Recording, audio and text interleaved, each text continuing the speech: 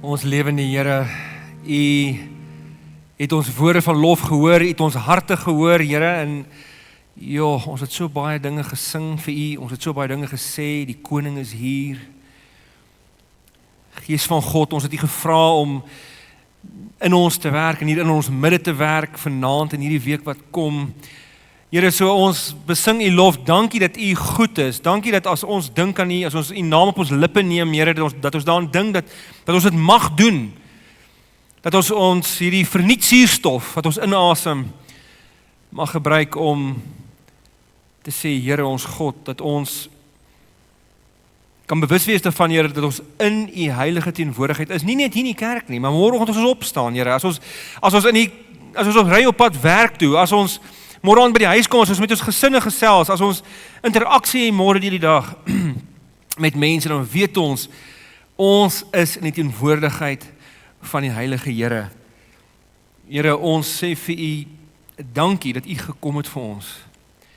Dankie vir al die wêreldse verskil wat dit maak in elkeen van ons se lewens. Dankie dat dit ons denke, ons koppe, ons hele paradigmas wat ons mee loop, oopbreek as ons dit reg verstaan. En Here, ons wil sommer vanaand aan die begin van hierdie Pinkster vir U bely, Here, dat ons baie keer so min tyd spandeer aan om regtig oor die woord te dink, dat ons partykeer die minimum transformasie beleef, en ek praat van myself, Here. Here, mag U Gees hierdie week regtig met ons praat, met ons werk, nie net hierdie week nie, maar ons weet U doen dit die hele tyd, die hele jaar van Januarie af tot nou toe, en voor dit is U besig om ons te werk. Mag hierdie week ook 'n significant bydra wees van U Gees tot ons eie transformasie. Here, as ons hierdie week vertroosting nodig het, mag U dit vir diegene van ons bring. As ons net leiding nodig het, mag U dit vir ons bring, Here. As ons nuwe insig nodig het, mag U dit vir ons bring, nuwe kennis, mag U dit vir ons bring, nuwe oortuiging, miskien van 'n sondige gewoonte, Here, mag U dit vir ons gee, maak ons harte oop. Maar Here, ons is soos klei in U hande, so lei ons. In Jesus naam vra ons dit, en almal antwoord saam met my. Amen, amen. Jo, vriende, dankie, dit is so lekker om hier te wees. Dankie vir die lekker sang, het almal hulle gawes gebruik. Ag, en ons, ek weet nie of julle dit gereeld doen nie, maar Paulus sê so gereeld vir mense, hy skryf vir die ouens in Thessalonisense, hy sê dieselfde vir die ouens in Kolosse, hy sê, as ek in julle ding kan, dan dank ek die Here. En 'n klomp mense van die ringsleraars en veral Protea Park waar dit host, het deur hulle aksie en hulle energie en hulle opoffering al hierdie goed moontlik gemaak. So kom ons sê vir die Here dankie as ons aan hierdie mense dink. Kom ons gee net 'n lekker hande klap en ons sê vir die Here dankie. Ja, dankie dat ons hier kan wees. En dankie Here vir almal wat U gebruik het om hierdie vir ons 'n moontlikheid te maak. Baie groete van ons gemeente af, van Oosterlig af, aan julle ring en aan Protea Park en al die gemeentes betrokke. So lekker om van die ringskollegas ook hier te sien, vir Pieter hulle, Nadine is nou nie vanaand hier nie, maar ek ken so baie van julle en is regtig baie lekker om hier saam met julle te wees. Nou, die van julle wat miskien in Protea Park is, wil ek dalk net waarsku, jy mag dalk so 1 of 2 goedjies hoor wat jy al van tevore gehoor het, onder andere die eerste vraag wat ek mee wil begin vanaand. Hierdie is 'n belangrike vraag wat ons in Oosterlig baie vir mekaar vra, baie gereeld, want dit bring dadelik die Bybel net na ons eie gemoed toe, na ons persoonlik toe, en dis die vraag, watter soort mens wil jy graag wees? Dink net gou 'n bietjie daaroor, watter soort mens wil jy graag wees? Meer as dit, en watter soort mens is jy tans besig om te ontwikkel? Wel, hoe kan jy daai vraag antwoord? Wel, dink 'n bietjie aan alles wat jy beleef die laaste maand. Dink 'n bietjie aan jou innerlike wêreld. Dink 'n bietjie hoeveel, wat is die primêre 2-3 emosies wat jy die afgelope maand beleef het? Dalk vreugde, blydskap, opgewondenheid, terneergedruktheid, woede, bitterheid, wat het ook al is, vra vir jouself, as hierdie maand as die laaste maand so 12 keer moet aangaan tot volgende jaar hierdie tyd, as daai selfe emosies in my moet bly en moet verdiep en intensifiseer, want dis wat gebeur as ons dieselfde emosies oor en oor beleef en nie iets aan doen nie, watter soort mens gaan ek wees? Dis 'n vreeslike belangrike vraag om te vra. Watter soort persoon is ek? Watter persoon wil ek wees? Watter persoon is ek besig om in te verander en te transformeer. Ek weet beslis, ek het hulp nodig. Die eerste keer toe ek weet dit van kleins af, maar ek onthou toe ek nog op RAI geswat het, kom ek eendag daar op die foyer, en daar sit 'n goeie vriend van my, Engelse vriend, Reinhard, ek dink Protea Park het heel moontlik al hierdie storie gehoor, maar ek vertel maar baie uit my persoonlike lewe uit, en mens het nie soveel persoonlike stories, jy weet, so mens hoor maar partykeer dit meer as een keer. En hy sit daar met sy in swat, en kyk, RAI het die mees amazing cafeteria chips gehad. Die lekkerste chips wat jy hulle het so gravy oorgegooi, man, ek sê vir jou, that's to die for. En hy sê vir my, Rudolf, ek ben nou swat, maar hoorie, as ek jou stiek vir chips, sal jy vir ons gaan chips kry daar onder in die cafeteria? Ek sê, ja, dit klink vir my na rein gedagte, ek sal dit definitief doen. En ek geef my die kontant en ek hardloop af, en toe ek nou uiteindelik opkom met die 2 bakke chips, en ek kom so op en hak my voet vas. En sy chips val uit. En ek sit toe my chips baie versigtig net so op die trappietjie neer, en ek vat sy bak en ek gooi die chips net terug, en ek blaas in so 'n bietjie skoon, en ek vat die chips vir hom, en ek begin my chips eet, en hy begin, maar hy's nou al so met sy snoet in die boek, en hy eet so van die kant af, jy weet, en later sien ek, hy kyk so vir sy chips, hy sê, Rudolf, ek sê ja, hy sê, is jou chips ook so vol hare? Ek sê nee, myne is lekker, dankie. Nou, ek kan my eie gewete nie meer hou nie, en ek sê vir my, Reinhard, skus, maar jou chips het uitgeval. Toe ek daai dag net so 'n bietjie dink oor wat ek aangevang het, besef ek myself, Rudolf Botha, jy het ernstige hulp nodig. Jy het ernstige transformasie nodig. En as ek vir baie van julle vra om jou most embarrassing moment hier te kom vertel, dan is jy laglik nou vir my, maar dan gaan ons 'n bietjie vir jou ook lag, né? Dit is so. En so, hoekom gebeur sulke dinge? Hoekom struikel ons oor sulke goed? Hoekom val ons oor ons eie sonde? Want weet jy wat, ek en jy vergeet wie ons is. Ons vergeet wie ons is. Ons vergeet wie ons is in die Here. En die samelewing maak dit nie makliker nie. Die nuwe navorsing sê vir ons as 'n samelewing is broser as ooit tevore in die geskiedenis. Ons werk minder as ooit tevore, maar ons is moer as ooit tevore. Ons is 20 maal ryker as ons voorsate 150 jaar gelede, maar ons is ongelukkiger as ooit tevore. In die jaar 1900 het 1% van die samelewing aangedui dat hulle simptome van depressie het. In die 60s omtrent so 15% en vandag toon 40% van universiteitsstudente aan dat hulle ernstige simptome van depressie openbaar. Ons samelewing raak ongelooflik broos. Ons is meer materialisties as ooit tevore in die geskiedenis. Vir die eerste keer, ek weet nie of julle dit weet nie, ons het die eerste groeiende ekonomie van die 1800s af. Voor het ons gehad wat hulle genoem het 'n stabiele ekonomie gehad. En dit maak het ons net vinniger doen en meer doen, met ons moet meer verbruik en meer verbruik. Ons is meer egosentries en meer narcissisties as ooit tevore in die geskiedenis.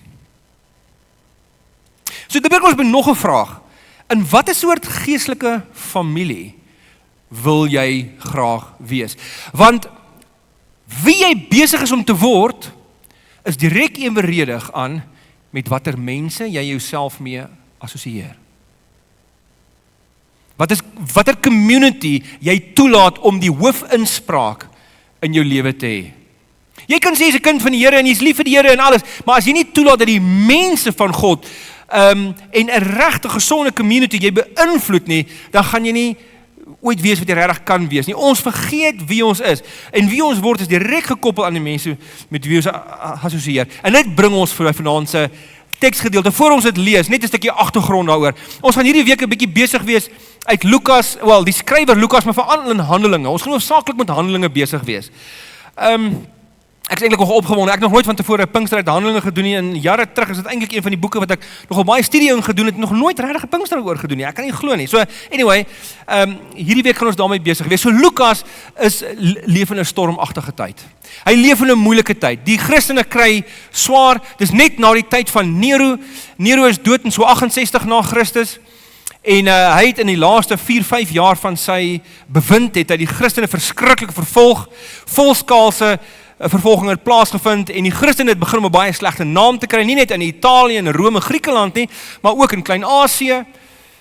En die gelowiges het ongelooflik swaar begin kry, mense het hulle werk begin verloor, mense het 'n lyding beleef, gesinslede het swaar gekry, en die gelowiges begin vergeet wie hulle is. Hulle begin vergeet wat die storie van Jesus is. Hulle begin vergeet wat regtig gebeur het op Pinksterdag. Hulle begin vergeet wie hulle werklik is.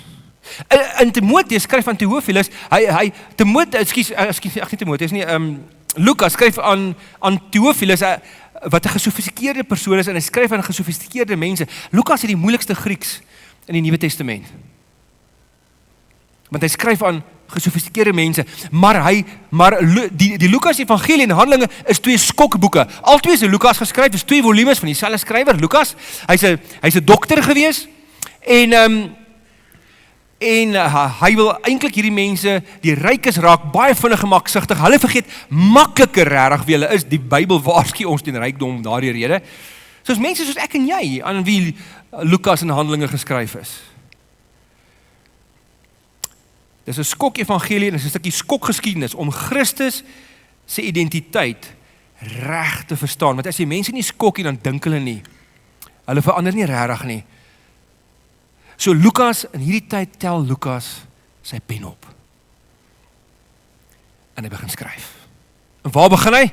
Hy begin by die storie van Jesus. Hy herinner hulle watter storie ons hele lewens totaal al omvou.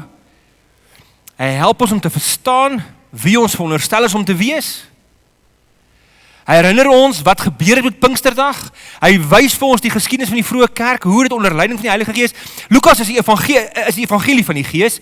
Die woord Gees of Heilige Gees kom heel mees in die Lukas evangelie voor van al 4 evangelies. En natuurlik in Lukas is dit die werking van die Gees. Jesus sê in Handelinge 1:8, die Gees van God sal oor julle kom, en julle sal my getuies wees, sê Jesus, in Jerusalem, Judea, in Samaria tot in die uithoeke van die wêreld. So, wat skryf Lukas? Wel, kom ons begin by die Pinksterteks. Die teks waarvoor ons almal hierso is, en dis in Handelinge 2. Ek gaan net vir ons 'n paar versies saam lees. So kom ons lees saam. Toe die dag van die Pinksterfees aanbreek, was hulle almal op een plek bymekaar. Daai almal op een plek is baie belangrik. Die eensgesindheid, hulle almal is daar. Skielik was daar 'n geluid uit die hemel soos van 'n geweldige stormwind. En dit het die hele vertrek gevul waar hulle gesit het. Hulle het iets soos vuur gesien wat in tonge verdeel het en op elkeen van hulle gekom het. Almal is met die Heilige Gees vervul en hulle het in ander tale begin praat soos die Heilige Gees dit aan hulle gegee het om onder sy leiding te doen. Daar het godsdienstige Jode uit al die nasies onder die son in Jerusalem gewoon. Toe die mense die geluid hoor, het 'n groot skare saamgedrom. En omdat elkeen gehoor het hoe daar in sy eie taal gepraat word, het hulle nie geweet hoe hulle dit het nie. Daar staan, hulle was eintlik verward, né? Hulle was soekgeo, is die Griekse woord. Hulle was verward geweest. Hulle het nie geweet hoe hulle dit het nie. Verras en verbaas, sê hulle toe. Die mense wat daar praat, is tog almal Galileërs. Met ander woorde, dis eenvoudige mense. Hulle kon wel in Galilea Grieks praat, maar hulle het grootendeels Aramees gepraat, of so 'n bietjie Hebreeus, maar dis eenvoudige mense. Hoe kan hierdie ouens al hierdie tale praat? Hoe hoor elkeen van ons dan sy eie moedertaal, staan daarso. Perse, Mediërs en Elamiete, sowel as die inwoners van Mesopotamië, Judea en Kappadosie, Pontus en die provinsie Asië, Frigië en Pamfilië, Egipte en dele van Libië, om Cyrene, mense uit Rome, Jode sowel as heidene, wat die Joodse geloof aangeneem het, Kretensers en Arabiere, ons hoor hulle in ons eie tale praat oor die groot dinge wat God gedoen het. Hulle was almal verbaas en uit die veld geslaan. Party het vir mekaar gevra, wat kan dit tog beteken? Maar party het gespot en gesê, hulle is dronk. So, drie puntjies vir ons vanaand. Goeie NG preek. NG preek het altyd 3 punte. So as julle eie predikante nie 3 punte vir julle het, elke sondag moet julle hulle geld terugvra, okay? Die heel eerste puntjie vanaand is net dit. geestyd is eindtyd. Geestyd is eindtyd. Diese uitstorting van die Gees is iets waar die Ou Testament gedroom het. Die mense van God het gedroom, die profete het gedroom, en omtrent so 5, wel in die 6de eeu voor Christus, in die 500s, is dat die profeet Joël, en hy het vir die mense gesê, die laaste dag, en ek my Gees uitstort oor al die mense. Nou uiteindelik, hy het nie die woord laaste dag gebruik, die Petrus, as jy nie die volgende gedeelte van Handelinge 2 lees, dan staan daar, Lukas sê wel, Joël het gesê in die laaste dae, want het staan in die Griekse vertaling van die Hebreëse Ou Testament van Joël. In die laaste dae sal ek my Gees uitstort. In die Hebreëse Ou Testament het Joël die woord dag van die Here gebruik, maar dit het beteken eindtyd. In die laaste dae gaan ek my Gees uitstort. En dan sien ons, hier word die Gees uitgestort, so wat is die onmiddellike blaatante boodskap van wat gebeur is, dis die eindtyd. Die uitstorting van die Heilige Gees lei die eindtyd in. Ek en jy leef nog steeds in die eindtyd, maar die eindtyd is klein stukkie geskiedenis wat in die heel einde van die geskiedenis gebeur nie. Dis nie die eindtyd nie. Die eindtyd is nou. Ons leef in die eindtyd. Petrus en Johannes en Paulus, hulle het almal in die eindtyd geleef. Jesus het gekom en die eindtyd ingelei. En is bevestig met die uitstorting van die Heilige Gees. Baie meer blaatant sien ons Hebreërs 1 sê vir ons in vers 1 en 2, in die ou dae, die Here het ons gepraat deur allerlei profete op allerlei maniere, maar nou in hierdie laaste dae het hy met ons gepraat deur sy seun. Ja, julle ken dit. Ek hoor soke essay tussen. Ek bly daai dik boekie Bybel, ek bly hulle lees hom. Nou in die laaste dae praat hy met ons deur sy seun. In teologie gebruik hulle 'n groot woord, maar dit is goed as nuwe woorde leer, want hulle sê hoe meer woorde jy leer, hoe intelligenter kan jy dink oor 'n sekere ding. Dit is soos emosionele intelligensie. Hoe meer woorde jy het om jou eie gevoelens mee te kan uitdruk, hoe meer emosioneel intelligent dink jy. Dis eintlik baie goeie nuus. Dit beteken enigiemand van ons kan slim wees. Leer net 'n paar nuwe woorde. Hoef jy groot woorde te wees nie, maar dit is in ons hande hoe slim ons regtig wil wees. So in teologie praat hulle van gerealiseerde eskatologie. Wat beteken dit?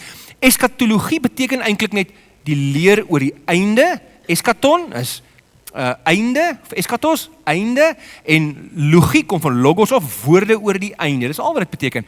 Eskatologie, maar dan gerealiseerde. Dit beteken, nou dis weird om dit te sê, want 'n deel van die einde is reeds gerealiseer. Dit beteken, hierdie dinge wat hulle sien so gebeur, die Gees wat uitgestort sou word, en die oordeel wat plaasvind, en die tonge vuur wat op die mense kom, dis als dinge wat hulle geglo het gaan, heel in die einde van die geskiedenis gebeur, waar God die gelowiges en nie-gelowiges gaan skei van mekaar, en die geskiedenis gaan eindig, maar hulle het geglo, God het 'n deel van dit wat in die heel einde moes gebeur, het hy ingetrek in die geskiedenis in, sodat ons nou reeds die eindtyd beleef. Met ander woorde, hierdie is die tyd wat God spesiaal ingryp. Ons lewe in die tydperk waar die Here iets amazing besig is om te doen. Dit beteken, God se regering is hier. God is besig om hierdie hele wêreld nuut te maak. Hy is besig om alles te herskep. Hy is besig om van sy beste werk nou te doen. Die beloftes wat aan Abraham gemaak is, onthou Abraham se beloftes, die Here het vir hom gesê, ek gaan jou seën, en jy moet 'n seën wees, en in jou sal al die nasies van die wêreld geseën wees. Daai, sê die uitstorting van die Gees, is nou besig om in vervulling te gaan. En ek en jy word uitgenooi om deel te wees daarvan. Ons word nou uitgedeel om deel te wees daarvan. Nou God se regering is hier. Nou kan jy maklik vra, as God se regering hier is, hoe kan lyk die wêreld soos hy lyk? Ek bedoel, kan die Here nie, as ek by McDonald's gaan en die chips is oud en die koffie is koud en wie roep jy heel eerste? Die ou in charge, die manager, né? So is Here dan nie 'n goeie manager nie? Wat gebeur? Maar dis 'n belangrike ding en Jesus verduidelik daai vir ons baie mooi. In Handelinge, in Matteus 13 en Markus 4 verduidelik hy vir ons met die gelykenisse van die koninkryk.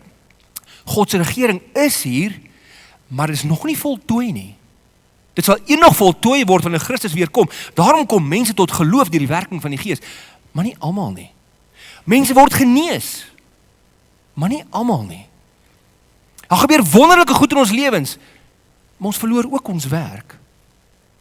God se regering is hier. Dis hoekom daar mooi en ware en goeie goed in hierdie wêreld ook gebeur. Dis die Here wat aan die werk is. Nou as hierdie mense hierdie goed sien, né? As hulle die uitstorting sien en hulle hoor al hierdie klanke en hulle die 4 tonge, dan dis klanke en visuele beelde wat hulle in Exodus, van Exodus onthou toe, daar by Sinaï. Nou dis eintlik interessant, want Pinkster word baie sterk verbind met Sinaï. En die skrifgeleerdes van die Fariseerparty eintlik hierdie datums so bietjie geshuffle, dat Pinksterdag was gewoonlik vir die Jode, Pinksterdag was gewoonlik 50 dae na Paasfees. En die idee in Exodus 19 en 20 is eintlik so, dis kort na Paasfees gebeur die wet. Met ander die wet word gegee. En as die Gees uitgestort word op Pinksterdag, dan is dit ook eintlik iets wat teruggaan na die wet. Trouwens, Paulus sê dit vir ons. Hy sê dit vir ons in 2 Korintiërs 3. Dan sê hy, ons bekwaamheid kom van God af, wat ons bekwaam gemaak het om bedienaars van 'n nuwe verbond te wees. Verbond is nou Sinaï taal, né? Nie van die letter nie, maar van die Gees. Die letter maak dood, maar die Gees maak lewend. Nou ek het altyd gedink, die letter maak dood en die Gees maak lewend beteken, jy moet nie te hard swat nie, want swattery maak jou dood. My male wens ek het dit, jy weet, ek het vroeër tot insig gekom op skool, want ek is aan 7 gepluk as gevolg van dit. Ek sê my mamma sê dis die Bybel wat gesê het, want ek moet nie te hard swat nie. Maar nou het ek later agtergekom, dit was 'n saak verskoning, maar die letter van die wet het gegaan oor die wet. Die wet maak dood. Die wet is goed, sê Paulus, maar die wet maak dood op sy eie. Nou het ons 'n nuwe wet ontvang. Ons beweeg van wet na Gees. Nou ek gaan nie te veel daarop in nie, ons gaan nog die res van die week gaan ons lekker daarmee besig wees. Maar net 'n belangrike ding om te sê, is die Geestyd, die uitstorting van die Gees, is eindtyd. Ek en jy leef in die eindtyd. En dis 'n ongelooflike tyd om te kan lewe. Die tweede puntjie is, die Gees skep 'n nuwe geestelike familie. Die Gees skep 'n nuwe geestelike familie. Dit was nog altyd die Here se bedoeling gewees. Trouwens, as jy na Genesis kyk, daar's 'n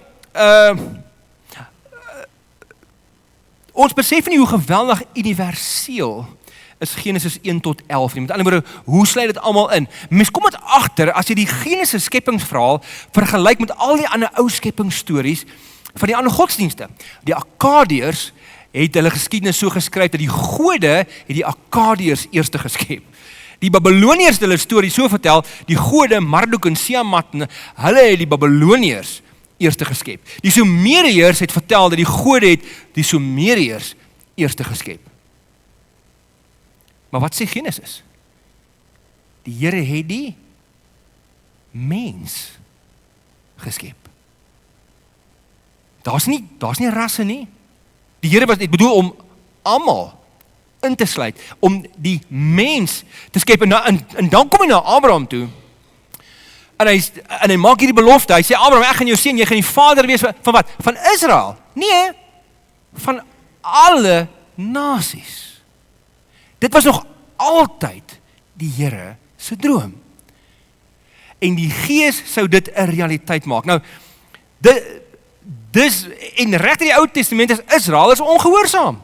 En daarom laat die Here die hele tyd toe dat hulle weggevoer het in ballingskap. Dan sit hulle daar in Babilonië en dan sê die Here vir hulle, okay, julle gaan nou ruk hier wees, julle gaan nie gou terug gaan nie. En wat doen julle intussen? Julle is lief vir hierdie heidene, wat julle nie self uit julle eie inisiatief wil bereik soos ek julle gevra het om te doen nie.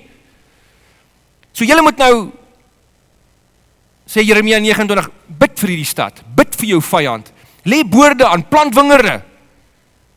Maak hierdie plek voorspoed, want ek wil al die nasies bless, ek wil al die nasies seën. So, nou, my en jou brein is gewire vir verhoudings. Dis gewire om te connect. Protea Park, ek van verskoning, jy het beslis hierdie al by my gehoor. Ons is gewire om te connect. Daar's soveel nuwe navorsing, ons kan skaars nou byhou met al die navorsing oor breinwetenskap, neurologie of neurowetenskap. Ons is gewire om te connect. En ek het vir julle vertel, dat 7000 mense, van die oudste studies, van die mees oudste onlangse studies, wat net nou oor en oor bevestig word, deur Robert Putnam, in sy boek Building Alone, vertel hy oor hoe 7000 mense se lewens nagespeur is van hulle geboorte, totdat hulle eendag sterf. En hulle het agtergekom, dat mense wat diep verhoudings met mekaar het, mense wat op 'n emosionele vlak ook, jy kry 3 vlakke van connect, oppervlakkig, intellektueel en emosioneel. So as jy op emosionele vlak met mense kan connect, dan dis waarvan hulle praat. Mense wat diep met mekaar connected is, daai mense leef langer en gesonder as mense wat nie diep met mekaar connected is nie. Trouwens, hulle het agtergekom dat mense met swak gesondheidsgewoontes, hulle eet, jy weet, elke dag hamburgers en chips en pizza en hulle eet pudding en malvapudding en vetkoek, soos wat ons nou hierna gaan doen, en hulle eet al die goed, maar hulle is connected met mekaar. Hulle leef langer as mense met goeie gesondheidsgewoontes. Mense wat elke dag draf, hulle eet net blare en hulle doen 'n klomp great goed. Hulle leef langer as hierdie mense. So dit is belangriker om chocolates te eet saam met mense as broccoli alleen. En hulle het 276 mense ingespuit met die verkoue virus. En wow, hulle het agtergekom dat mense wat diep connected is met mekaar, wat diep verhoudings het, wat 'n netwerk van diep verhoudings het met mekaar, hulle immuunstelsel vaar baie beter, is baie meer aktief, hulle bloeddruk stabiliseer, hulle harttempo stabiliseer en hulle produseer minder slijm. So dit is waar, onvriendelike mense is snotty. Ek en jy is gewire om te connect. Ons is gewire om in 'n verhouding met mekaar te leef. Hoekom? Die Here, 'n verhoudingsgod, 'n drie-enige God, wat in verhouding met homself is, die 3 persone van die drie-eenheid, hy het hierdie wêreld so geskep, dat as my en jou verhoudingswêreld werk, is ons ekstaties gelukkig. En wanneer ons verhoudingswêreld nie werk nie, of wat daar 'n gebrek aan liefde is, dan is ons geweldig ongelukkig. Die Here het die wêreld so aan mekaar gesit. Maar nou, dis wat die Gees doen. Hy skep uiteindelik 'n gemeenskap waar ons heling kan beleef, waar ons gesond word kan beleef. Maar wat 'n soort gemeenskap is hierdie? 'n diverse gemeenskap. Daar het gesê, hierdie mense, almal Jode gewees, almal Galileërs, en hulle praat in allerlei tale. Dit is 'n aardse taal, as die mense daar verby is, die Syriërs en die Romeine, loop hulle al verby en almal hoor hulle taal. En ek weet nie of hulle opgelet het nie, van daai volke wat daar genoem is, party van hulle was vyhandige volke van Israel gewees, Romeinse burgers het daar verby gestap. En hulle het in Latyn die evangelie gehoor. En Syriërs, wat nog altyd aardsvyande van Israel was, het daar verby gestap, en hulle het in Syries die evangelie gehoor. En die Mede en Perse, een van die net voor Rome, was die Jode self so rukkie aan bewind, maar voor dit was die Grieke gewees. En voor dit die Persiërs. En hulle het die evangelie in hulle taal gehoor. En mense van Jerusalem het dit in Aramees of in Hebreeus gehoor. Waaraan herinner dit jou? Kan jy onthou in Genesis 9 tot 11? Toe die toring van Babel gebou is? Die mense die tegnologie gebruik. Hulle het bakstene ontwikkel. Dink hulle, dis great, kyk wat kan ons doen. Nou kan ons actually iets bou wat aan die hemel raak, wat aan God gelyk kan wees. En uiteindelik toe wil die Here dit nie hê nie, want hulle motiewe was heeltemal sinister geweest, en hy skep totale en almal, niemand verstaan mekaar nie, almal jaag uit mekaar, en in hierdie geval jaag die tale hulle uit mekaar. Maar wat gebeur hier? Handelinge 2 draai die storie van Babel in trirad. Vir die eerste keer is hierdie groepie gelowiges, waarop hierdie Gees uitgestort word, die mense van die Gees, is mense wat ewe skielik die wêreld almal begin dien in hulle eie taal, want nou verenig die Here die mensdom, en dis waarvan die kerk 'n uitdrukking moet wees. Die kerk is die mense van die Gees. Die kerk is die mense wat moet uitdrukking gee aan ons eenheid met ons Zulu broers en susters. En dis hoekom ek so bly Meyring dat ons ander liedere gesing het. Ons doen dit in Oosterlig ook. Ons sing ook baie keer Engels, want dis die een taal wat almal min of meer kan verenig. Ons sing 'n bietjie Zulu en ons sing 'n bietjie Xhosa, want al is daar nie so baie Xhosa mense onder ons nie. Trouwens, as ek sê so baie, dan bedoel ek eintlik ons omtrent niemand nie. Ons lyk baie soos julle. Redelik wit en Afrikaans. Maar ons moet onsself altyd herinner dat ons is besig van 'n groter groep mense. En eintlik is ons veronderstel om uitdrukking te gee. Nou, ek sê maar vir die mense daar in Oosterlig, ons het dieselfde probleem as julle duidelik hierso, as jy in Afrikaans wil aanbid, moet jy onthou, dis 'n hengseliekse wat jy het. 'n hengseliekse. En ek hoop jy doen in die week, as 'n gemeente of as 'n individu, doen jy ongelooflike moeite om uitdrukking te gee aan jou eenheid, wat jy met jou medebroers en susters het, wat ander tale praat as jy, wat ander velkleure het as jy, want ek en jy is mense van die Gees. En daarom, hier in die kerk is dit maklik om mekaar lief te hê, man. Dis easy. Almal lyk soos ons, ryk soos ons, praat soos ons, jy hug almal, dis te lekker, of jy ou nog gehug wil wees of nie, jy kom hier broer, hier's 'n kerk, hier hug ons broer. En jy sê, as jy hier by die parkering uitry, broer, ry jy eerste man, sê, nee, ry jy eerste man, en jy jaag jy uit, en dan sodra er 'n taxi voor jou inry, dan waai vir hom net een vinger. Wat het gebeur van ons eenheid? Ons vergeet wie ons is. Ja, maar Rolf, hulle oortree die reëls, ek weet, maar dink jy jou een vinger toneelspel, gaan hulle ewe skielik laat dink, hierdie white, die geef my jou vinger, ek moet seker net reg ry. Dink jy het hom nou bekeer? Nee, jy het nog 'n vyand gemaak, dis wat jy gedoen het. Braai eers saam met hierdie broer van jou. Jy gaan eet pizza saam met hom of haar. En dan, na 3 jaar se lekker kuier, dan praat jy met hom oor sy straatmaniere of sy padmaniere. Dis hoe jy dit doen. Ons is mense van die Gees. Dis wat die Gees kom doen het. Trouwens, is dit nie die boodskap wat ons in vandag se wêreld nodig het nie? As Jesus in in Handelinge 1:8 sê, julle sal krag ontvang wanneer die Gees oor julle kom en julle sal my getuies wees. Dis die getuienis dat ons, waar Christus sentraal staan, dat ons met almal kan verenig. Dat ons langs ons medebroers en susters kan leef, skouer aan skouer. En al is ons so verskriklik verskillend, al praat hy sy tale, ek praat my, ons kan een wees. Dis die getuienis van die Gees. Dis wat die wêreld gaan oortuig. Dat nou 'n vrou tot geloof gekom, sy was 'n moslim aktivis. Haar naam was Ayaan Hirsi Ali. Miskien het van julle ouens, julle predikante, julle vertel van haar. Sy was 'n radikale moslim, sy immigreer toe, sy vlug eintlik Nederland toe, en dan, jy weet, typies Nederland, daar ontmoet sy 'n klomp ateïste, en sy word 'n ateïs. Sy het 2 boeke geskryf as 'n ateïs, en toe begin sy geïnteresseerd raak in die Nuwe Testament, en sy begin die Nuwe Testament lees, en hoe meer sy dit lees, hoe meer sê haar ateïste vriende vir haar, nee man, los die Christendom, man, dis net Islam, is dieselfde. Jy weet, godsdienst is godsdienst, dis sleg vir die wêreld. En sy sê, maar wait a minute, dis nie dieselfde nie, sê sy. En sy lees Jesus, en sy lees Paulus, en sy sien hoe Paulus altyd gemengde gemeentes gehad het. Altyd. Vriende, ons laat jy om te hoor nie. Paulus het net gemengde gemeentes gehad. Hoekom? Wel, daar's altyd Jode en heidene wat moet saamleef.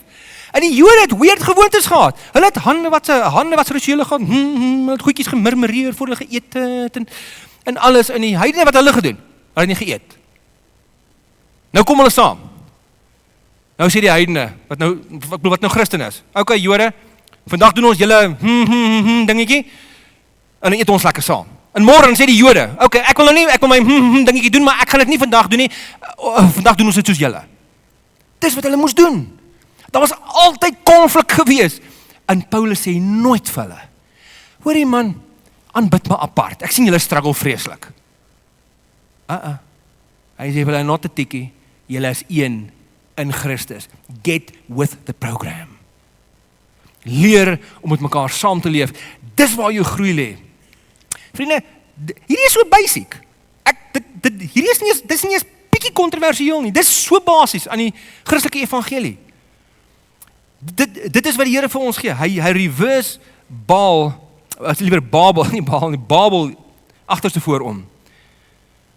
En Ayaan Hirsi Ali kom toe tot geloof in Jesus. En sy is nog steeds vandag 'n politieke aktivis, maar sy maak mense nou moeg, want oral waar sy kom praat sy net oor Jesus. Jesus bo, Jesus onder, Jesus links, Jesus regs, Jesus oral.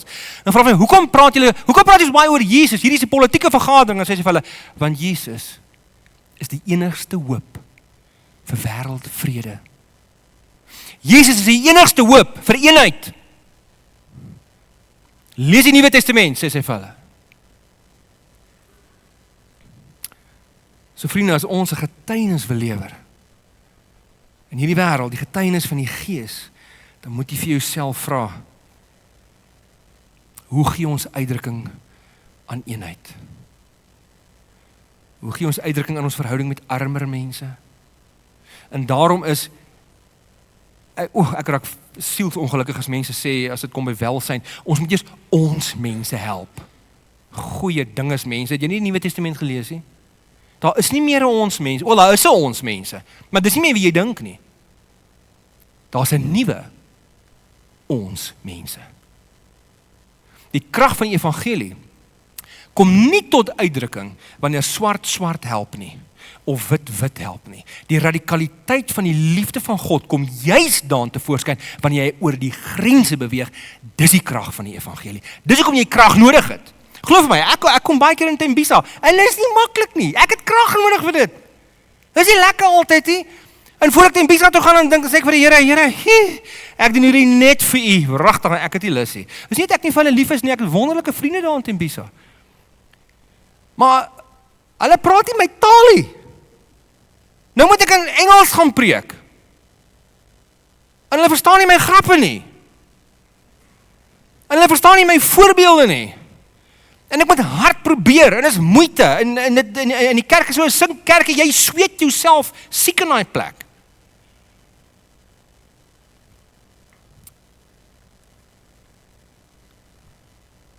Elke keer as ek al wegry, en ek dink, wow, Here, ek het hierdie so nodig gehad. Nie hulle nie, ek het hierdie so nodig gehad. Ek wil vir 'n stukkie lees uit Lukas, net so 'n paar hoofstukke voor Handelinge, Lukas 8. Daar staan, die moeder en die broers van Jesus het na hom toe gekom, maar van wie die gedrang kan hulle nie tot by hom kom nie. Iemand sê toe vir hom, die moeder en die broers staan buite en wil met u praat, hoor nou. Maar Jesus sê, my moeder en my broers is die wat na die woord van God luister en daarvolgens handel. Nou Markus gee so 'n bietjie meer detail, want Markus hou van detail. So, Lukas is baie langer as Markus. Markus is die kortste en vroegste evangelietjie, maar hy gee per episode nogal baie detail. So, Markus sê, hy het daar buite gestaan, en hy het gesê, jou familie, jou moeder en jou broers is daar, en hy vra die vraag, wie is my moeder en my broers? En hulle kyk so na mekaar, en ons weet nie, en dan sê hy, hulle, wat doen, wat die wil is my Vader in die hemel, wat my opdragte uitvoer, hulle is my moeder en my broers. Wat? Hoekom is die teks so belangrik? Hoekom sê Jesus dit? Wat doen hy hier? Hy doen 'n verskriklike radikale ding. Hy herdefinieer die konsep van familie. My familie is nou nie meer die Smitte nie, of die Botas. Rudolf se van is nou eintlik Rudolf van die mense van die Gees. Dit is nou ons identiteit. Ons is mense van die Heilige Gees. Waarom maak Suid-Afrika ons so moedeloos, so bitter, so kwaad? En ek weet, hier's mense wat hier sit, wat slagoffer is of was, van verskriklike diskriminasie in ons land. Ek weet dit is so.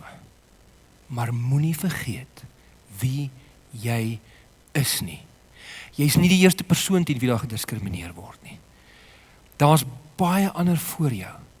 En dit beteken nie die Here is onsimpatiek nie, hy is baie simpatiek met jou pyn, en met jou lyding, en met jou suffering, en die offer wat jy moet bring. Maar moenie vergeet wie jy is nie, ons raak so bitter en ons raak so kwaad, want ons vergeet wat ons roeping is. Ons vergeet dat die Here ons een gemaak het.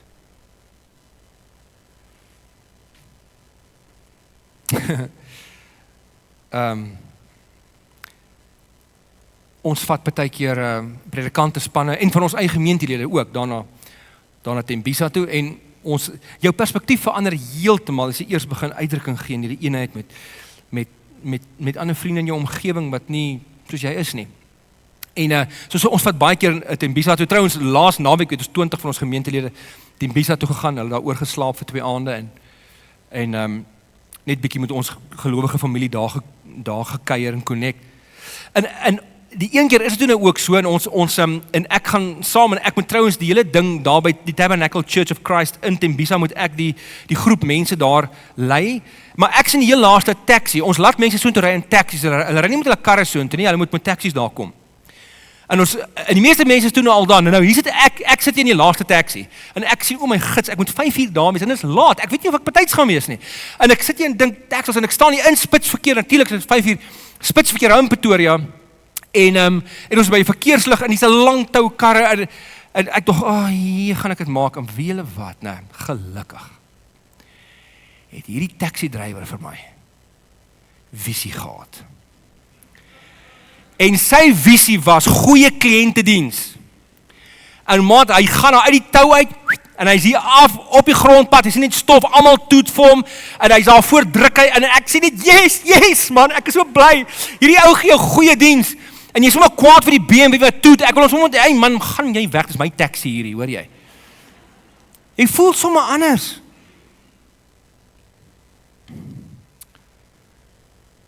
En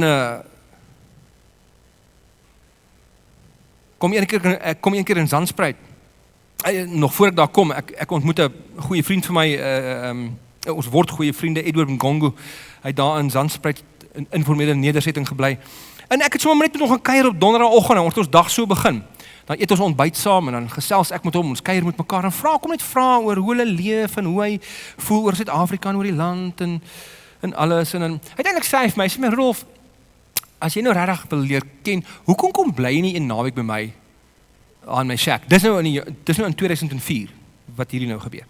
Hoekom kom bly nie by my 'n naweek oor nie? En ek dink nee, dit klink heeltemal fyn en ek sê van nee, okay, en ons spreek sommer 'n naweek af. En daai donderdag aand voor die naweek is ek in 'n klein groep, is 'n mannegroep. En so ewig casual sê ek vir hulle, hoorie man, ek gaan bietjie die naweek Tembisa toe saam met my vriend Edward. Ag bid maar net vir my. 2 van daai ouens in die groep is 2 polisiemanne, maar hulle oë rek net so groot. Ek sê, hoorie, jy gaan waai? Jy kan nie gaan nie, weet jy hoe gevaarlik is dit? Ek sê nie, maar die aand toe waai hulle, dink ek nou, my heng, het ek nou 'n fout gemaak, om te vinnig myself in hierdie ding in te kry, maar dis my die storie van my lewe, ek kry ding so half, ek kry myself so binne 'n ding, en dan later vra ek vir die Here, was dit u plan hierdie? Ek hoop dit was. As dit nie was nie, sal u dit aanneem as u plan, asseblief. Maar ek kan nie nou kop uittrek nie. En in elk geval, my vrou gaan laai my af daar by die vulstasie daar by Zandspruit, en nou Edward kom kry my, en as ek daar met my rugsak, suiker ek haar agter Edward aan, en daar tussen die modderpoele en die goeters, en sê ek vir hom, Edward, listen man, I heard that it's very dangerous here. I said, nah, it's much better today, say. They kill only 2 people per weekend now at the Shebeen. Ek sê, how far away from the Shebeen? Far, don't have to worry. Never, how far? About 50 yards. Ja, dit is my nie baie vertroos nie.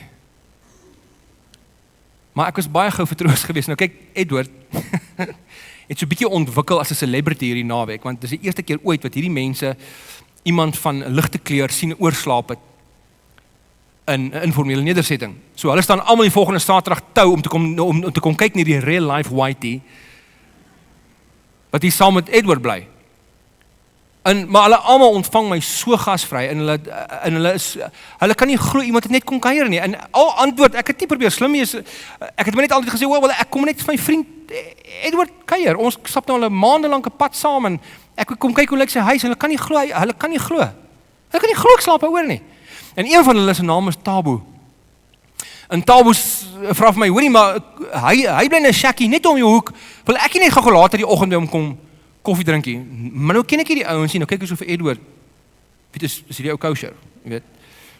En Edward sê, gee my een van die heilige knik, jy weet, soos wat jy doen hier by die as die ouderlinge in die jakens bevestig word, so. En later die oggend is ek daar in Edward se shack, in Tabo se shackie. Moddervloere natuurlik. Niks teen die mure of enigiets, maar ek sit op so 'n tomatiekussie as my stoeltjie terwyl hy vir my, ek kan nie onthou wat ek gedrink het die dag, tee of koffie of iets nie. En teen sy mure is daar niks behalwe so een lang papier, jy weet wat jy so met 'n ou dot matrix printer geprint het. So teen sy muur. Dis al stukkie versiering wat hy het en daar so staan 'n gedeeltjie uit Psalm 23. I lack nothing.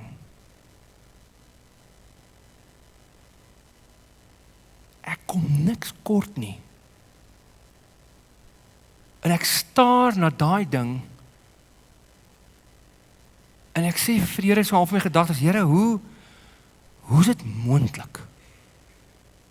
Dat hierdie persoon wat niks het nie, maar U ken, kan sê, ek kom niks kort nie.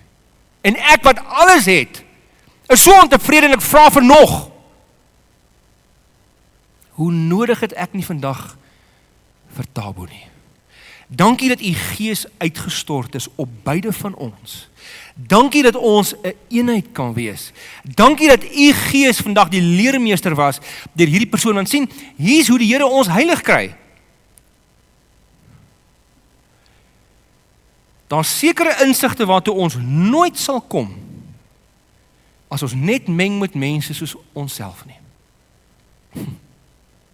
Dis net wat die Here doen. Daarom, vriende, die uitstorting van die Gees beteken die Here verstaan jou bitterheid, hy verstaan jou pyn, maar jy mag nie bitter raak nie, jy mag nie bitter bly nie, jy mag nie moed verloor nie, jy mag nie hoop verloor nie, want jy's 'n mens van die Gees. Die Gees van God woon in jou. Jy dra die Here se naam.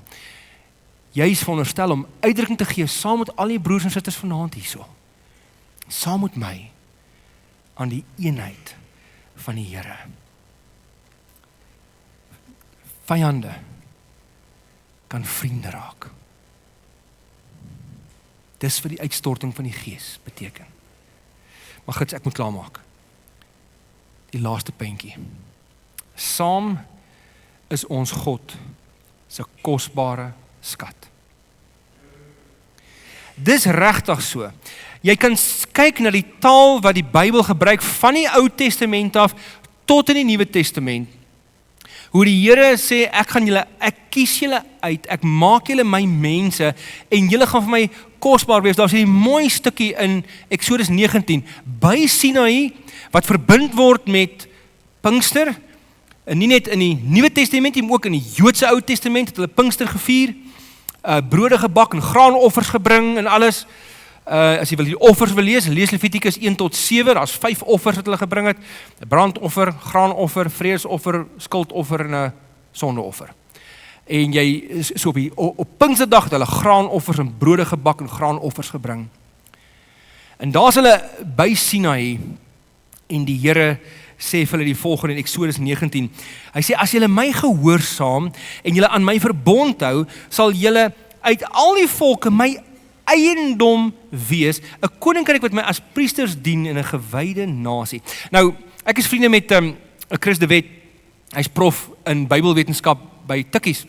En hy het vir my nogal hierdie ding bietjie verduidelik. Hy sê, wie wat soos wat ons weet in Grieks ook, is daar in Hebreëus sekere woorde wat jy nie heeltemal kan vertaal. Die meeste van die woorde kan jy vertaal, maar daar's enkele woorde en dis eintlik maar baie logies in 'n vreemde ou semitiese taal wat jy net nie heeltemal so kan oorvertaal nie. Hy sê eiendom, hy sê, dis nie heeltemal verkeerd nie, maar dis ook nie heeltemal reg nie. Maar dis die beste woord wat ons het. Maar hy sê, daai woordjie wat daar gebruik word vir eiendom is segula. Segula beteken, dis die mees kosbare deel van die skat van 'n koning, wat hy in sy skatkamer bære, waar net hy gaan kyk, hy stap alleen in die skatkamer in, en hy gaan bewonder sy eie skat. Dit is die mees kosbare skat wat hy het, bewaar hy in sy, en dis wat die woord heilig beteken, dat die Here sit ons op sy, want ons is kosbaar vir hom. Ons moet heilig wees, want hy is heilig. Ek en jy is die Here in die ganse kosmos van skoonheid, wat jy deur 'n teleskoop kan kyk, in die ganse kosmos is ek en jy sy mense, waarop sy gees uitgestort het, aan wie hy sy teenwoordigheid gegee het, is sy mees kosbare skat.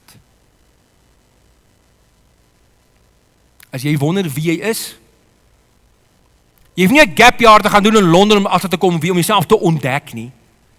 Die Here sê vir jou wie jy is. Jy is sy mees kosbare, mees geliefde skat. En as hy na jou kyk, dan is dit asof hy so jou vashou en jou bewonder.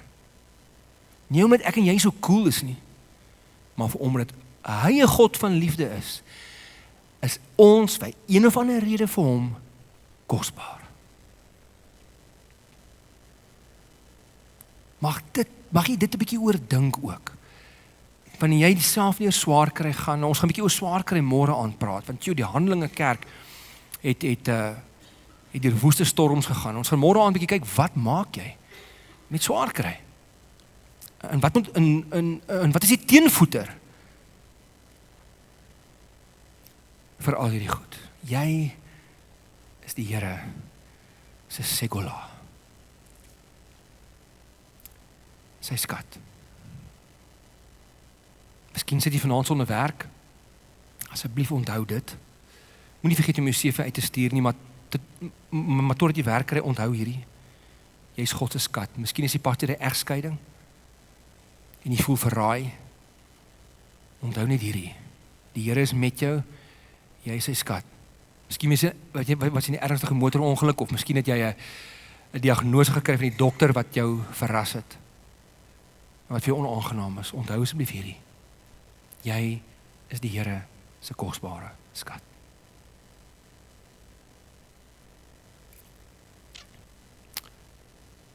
Ons lewende Here.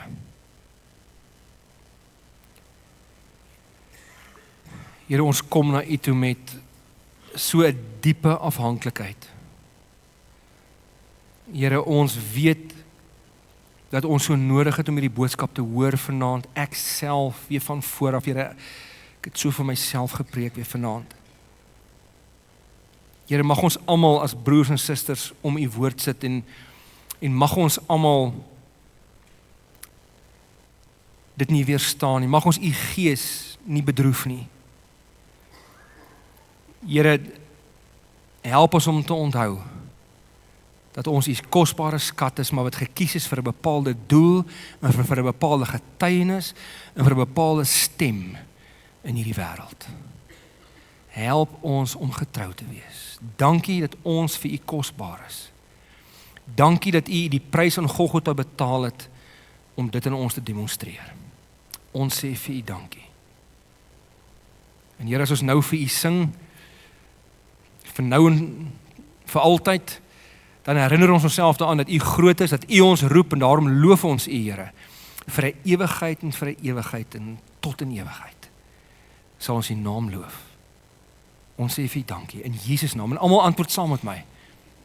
Amen. Kom ons staan op en dan sing ons die laaste sang saam.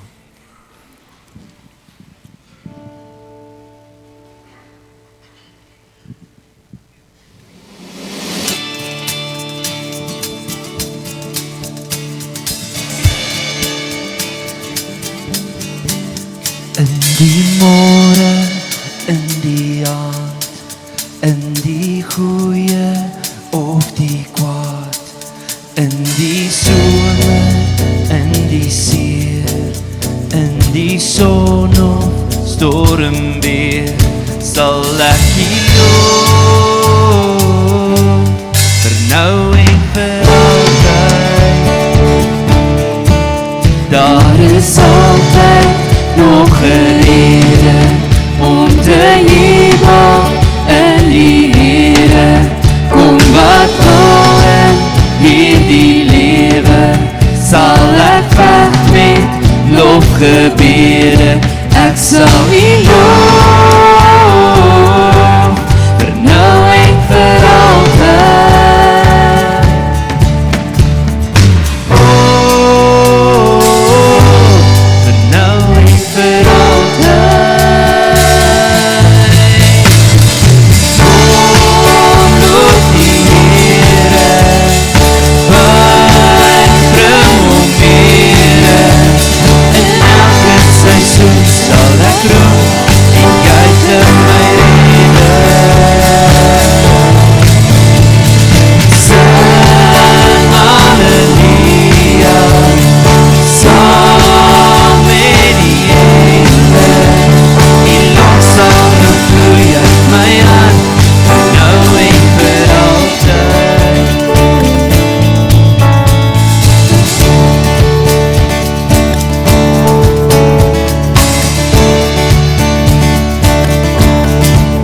Met 'n hart vol dankbesalings sal ek dans tot in U arms. So ek saai weer al my trane, sal ek oes met jubelsange. Ek sal U loof, vir nou en vir altyd.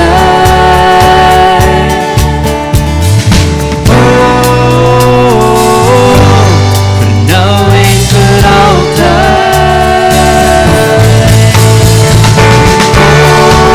Loof die Here, wat bring hom Here. In elke seisoen sal ek roep en juig in my redder. Sing halleluja, saam met die engele. Die lof sal nou vloei uit my hart, vir nou en vir altyd. Oh, vir nou en vir altyd. Oh, vir nou en vir altyd. Oh, loof die Here, wat bring hom Here. In elke seisoen sal ek roep en juig in my redder. Sing halleluja, saam met die engele. Die lof sal nou vloei uit my hart, vir nou en vir altyd. Die lof sal nou vloei uit my hart, vir nou en vir altyd.